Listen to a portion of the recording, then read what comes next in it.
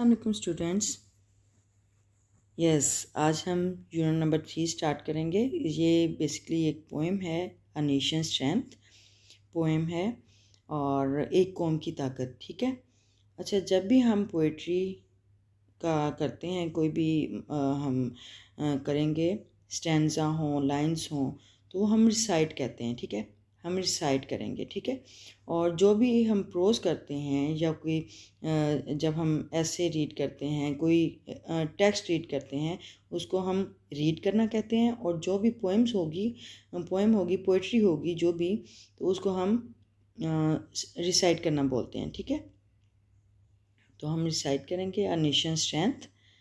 तो इसमें ज़्यादातर जो पोइट्री है, इसमें आपने ये देखना होता है कि इसमें फिगर्स ऑफ स्पीच का क्या इस्तेमाल हुआ है, यानी इसमें मेटाफर्स कैसे यूज़ हुए हैं, सिमिलीज़ का इस्तेमाल होता है पोइट्री में आमतौर पे, पर्सनिफिकेशन, और दूसरा लिटरेशन, राइमिंग वर्ड्स होते हैं इसमें।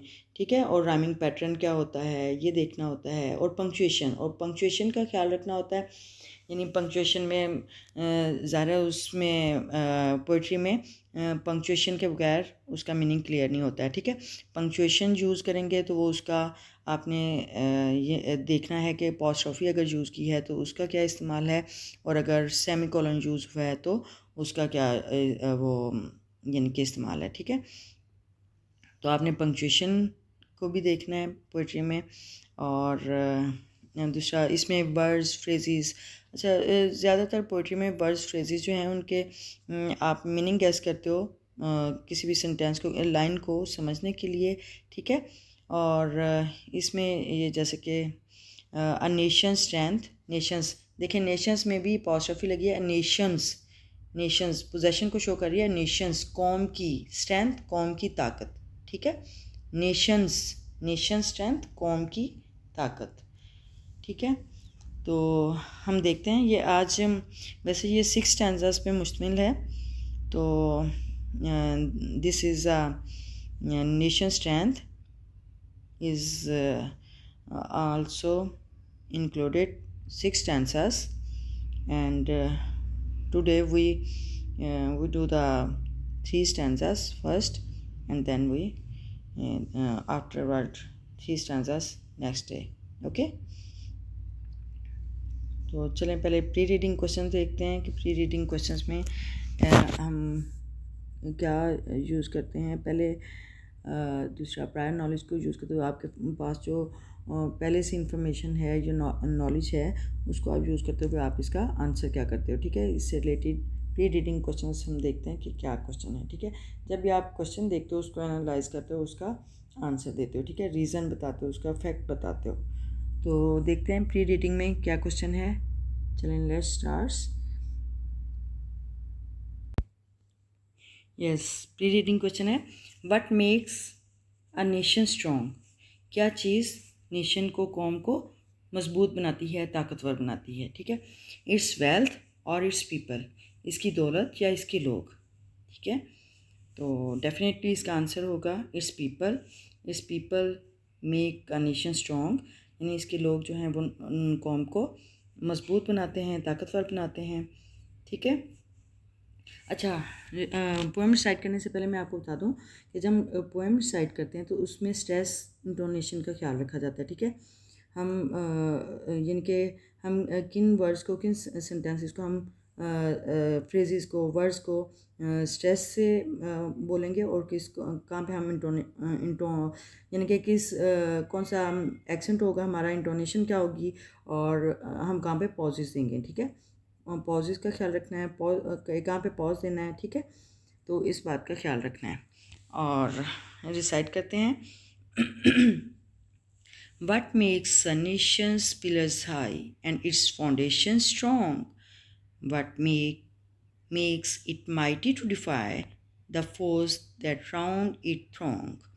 It is not cold, its kingdoms grand go down in battle's shock. Its shafts are laid on sinking sand, not on abiding rock. Is it the sword? Asks the red dust. of empires passed away. The blood has turned their stones to rust, their glory to decay. Okay आज हम 3 stanzas करेंगे. तो चलिए अब हम देखते हैं, इसकी ट्रांसलेशन करते हैं. ट्रांसलेशन देखें. What makes a nation's pillars high? What makes, क्या चीज़ बनाती है? A nation's pillars, a nation's pillars, जैसे मैंने आपको पहले बताया था, a nation's strength, nations apostrophe के साथ एस लगाया है. a nation's pillars पोजेशन को शो कर रहा है कि एक कौम के स्तून, ठीक है, एक कौम के स्तून को बुलंद, हाई बुलंद, एक कौम के स्तून को बुलंद क्या चीज़ बनाती है, ठीक है, एक कौम के स्तून को बुलंद क्या चीज़ बनाती है, या एक कौम के स्तून को बुलंद क्या चीज़ करती है, ठीक है. एंड इट्स फाउंडेशन स्ट्रॉन्ग, और इसकी बुनियादों को मजबूत बनाती है. यानी वो कौन सी चीज़ है जो कौम के स्तूनों को बुलंद करती है और इसकी बुनियादों को मजबूत बनाती है, मजबूत करती है, ठीक है. फाउंडेशंस, बुनियादें. अच्छा यहाँ पे देखें. यहाँ पे नेशंस पिलर्स, ये देखें कौम के स्तून, ये मेटाफर के तौर पे यूज़ हुए हैं. पोएट्री में आमतौर पर ये सिमिलीज, मेटाफर्स ये यूज़ होते हैं. तो ये नेशंस पिलर्स ये मेटाफर है, ठीक है. इसमें एज, लाइक इन वर्ड्स का इस्तेमाल नहीं होता, लेकिन ये यानी एज, लाइक के बगैर किसी चीज़ से तशबीह दी जाए तो उसको हम मेटाफर बोलते हैं, ठीक है. सिमिलीज में ये होता है कि तशबीह दी जाती है, लेकिन उसमें हम एज, लाइक का यूज़ करते हैं, ठीक है. She is as beautiful as flower, ठीक है, हम ऐसे कर सकते हैं.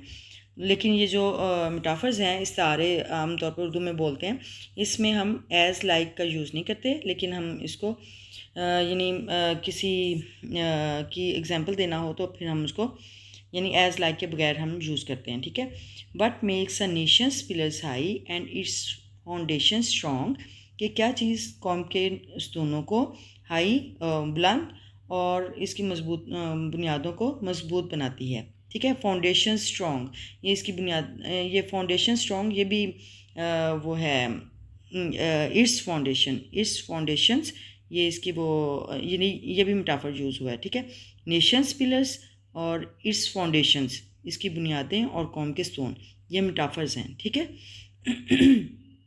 यानी पिलर्स से दूसरा इस्तारा, यानी पिलर्स की एग्जांपल दी है, फाउंडेशंस की एग्जांपल दी है, तो ये इस्तारे हैं, ठीक है, मेटाफर यूज़ हुए हैं. ओके. अच्छा, what makes it mighty to defy. What makes, क्या चीज़ बनाती है, इट माइटी, इसे ताकतवर, टू डिफाई, मुकाबला करने के लिए, मुज़ाहमत करने के लिए. डिफाई मीन मुकाबला करना, मुज़ाहमत करना, ठीक है. कि क्या चीज़ इसे मुकाबला करने के लिए, मुज़ाहमत करने के लिए ताकतवर बनाती है, ठीक है. कि वो कौन सी चीज़ है, वो क्या चीज़ है जिसे यानी मुकाबला करने के लिए तैयार करती है, इसे मुकाबला करने, मुज़ाहमत करने के लिए इसे ताकतवर बनाती है. माइटी का मतलब होता है ताकतवर बनाती है, ठीक है. The foes that round it throng. Foes का मतलब होता है दुश्मन, एनिमी. दैट राउंड, जो कि इर्द गिर्द, इट, इसके, थ्रोंग, हजूम, भीड़, इकट्ठे होना, यानी दुश्मन जो इसके इर्द गिर्द इकट्ठे हैं. The foes that round it throng, ठीक है, दुश्मन जो इसके इर्द गिर्द इकट्ठे हैं. थ्रोंग का मतलब इकट्ठे होना भी होता है ना, इकट्ठे हैं. हजूम भी होता है, भीड़ भी होता है, हजूम लगाए हुए हैं, भीड़ किए हुए हैं. दुश्मन जो इसके गिर्द इकट्ठे हुए हैं. इट इज़ नॉट कोल्ड, ये सोना नहीं है. इट्स किंगडम्स ग्रैंड का मतलब होता है अजीम, ग्रेट. किंगडम्स, सल्तनतें, एम्पायर्स, ठीक है. ये सोना नहीं है, इसकी सल्तनतें, अजीम सल्तनतें. Go down in battle's shock. Go down phrase है, ठीक है. गो डाउन का मतलब होता है डूब जाना, बैठ जाना, ठीक है. इन बैटल्स शॉक, यानी जंग के सदमे में. बैटल शॉक, बैटल जंग को कहते हैं, शॉक सदमा, ठीक है. जंग के सदमे में बैठ जाना, डूब जाना, यानी इसकी सल्तनतें, अजीम सल्तनतें जंग के सदमे में बैठ जाती हैं, ज़वाल पजीर हो जाती हैं, डूब जाती हैं, ठीक है. Its shorts are laid on sinking sand. Shorts का मतलब होता है स्टोन। इस शॉर्ट्स आर लेड रखे गए हैं, रखे जाते हैं ऑन सिंकिंग सैंड। सिंकिंग का मतलब होता है डूबने वाली सैंड, रेत, ठीक है। सिंकिंग सैंड यहाँ पे होगा यानी नरम नरम जो रेत होती है, ज़रा जो डूब रही होती है ना, तो वो थोड़ा सॉफ्ट होती है सैंड, ठीक है, बजाय कि जो ड्राई हो वो खुश्क होती है। तो ये जो सिंकिंग सैंड है वो नरम होगी, ठीक है। इसके स्टोन नरम रेत पर रखे गए हैं। इसके स्टोन नरम रेत पर रखे जाते हैं। Are laid passive voice sentence है। Are laid on sinking sand, नरम रेत पर रखे जाते हैं। Not on abiding rock. Abiding का मतलब होता है मजबूत, देरपा, पायदार, ठीक है। नॉट ऑन अबाइडिंग रॉक यानी ना के मजबूत चट्टानों पर, ठीक है। इसकी बुनियादें, इसके स्टोन नरम रेत पर रखे जाते हैं, ना कि मजबूत चट्टानों पर, ठीक है। किसकी बात हो रही है? स्तूनों की बात हो रही है। ये जो कौम के स्तून की बात हो रही है वो, यानी स्तून नरम रेत पर रखे जाते हैं, ना कि मजबूत चट्टानों पर, ठीक है। अबाइडिंग मीन मजबूत, देरपा, पायदार, ओके। नेक्स्ट देखें थर्ड स्टैंजा। अच्छा, इसमें देखें राइमिंग पैटर्न क्या है। ये फर्स्ट स्टैंजा देखें। What makes a nation's pillar high. High defy, strong throng, ठीक है। ए बी पैटर्न है। राइमिंग पैटर्न जो है वो ए बी है, ठीक है। ए जैसे हाई है, B strong, defy A, throng B, ठीक है। ए बी पैटर्न है, राइमिंग पैटर्न ए बी है, ठीक है। अच्छा, ये सेकंड पैराग्राफ में ये स्टैंजा में देखें, इसमें राइमिंग पैटर्न क्या है। ग्रैंड, सैंड, शॉक, रॉक, ठीक है। ये राइमिंग पैटर्न है, लेकिन ये भी ए बी है, ठीक है।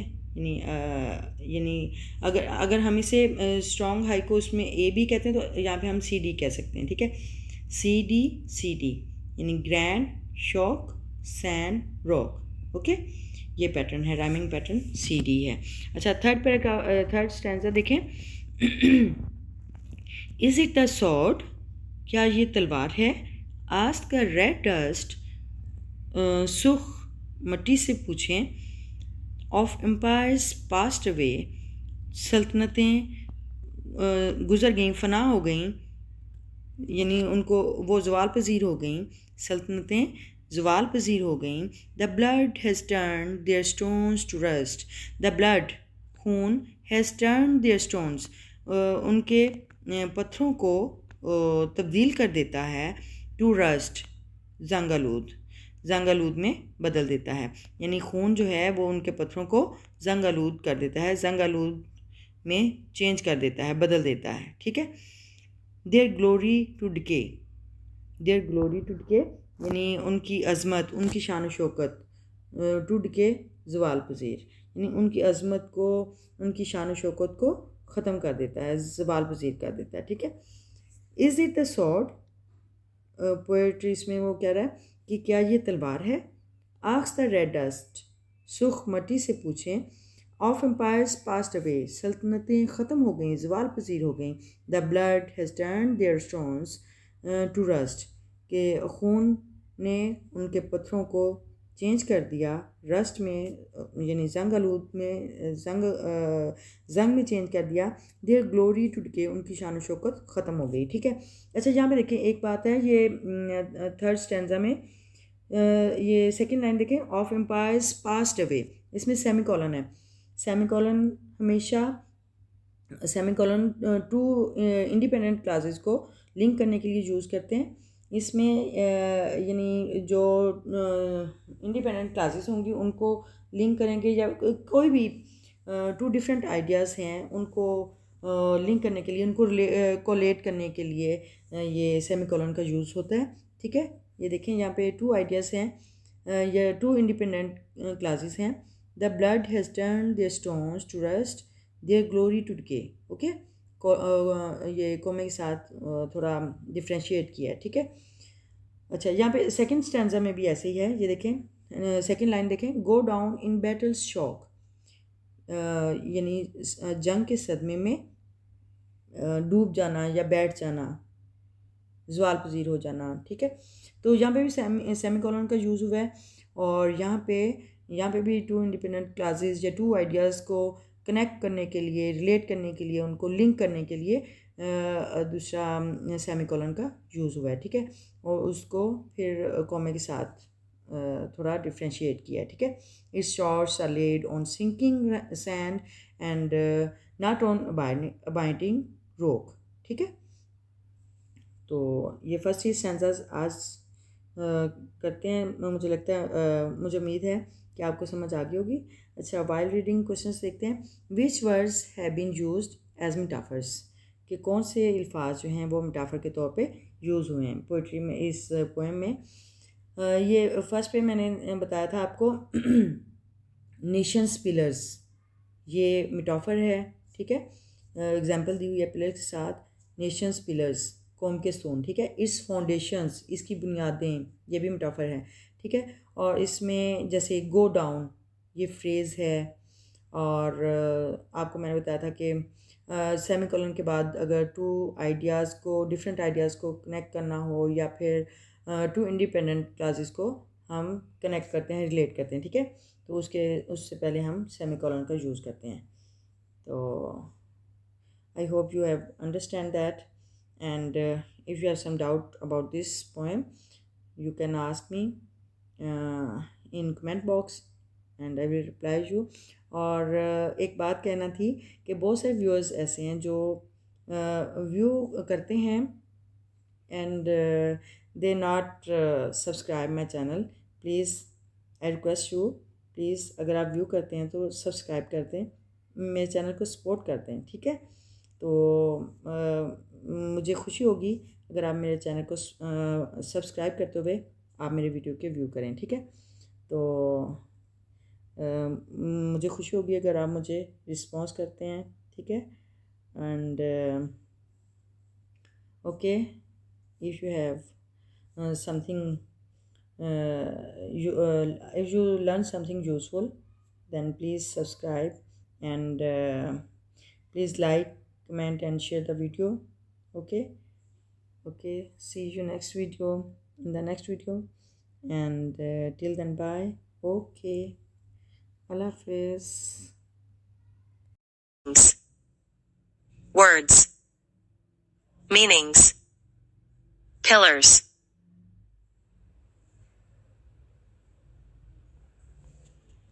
Foundations. Mighty. Defy. Foes. Round. Throng. Kingdoms. Grand. Go down. Shock. Battle. Shafts. Laid. Sinking sand. Abiding. Rock. Sword. Dust. Empires. Passed away. Turned. Stones. Rust. Glory. Decay.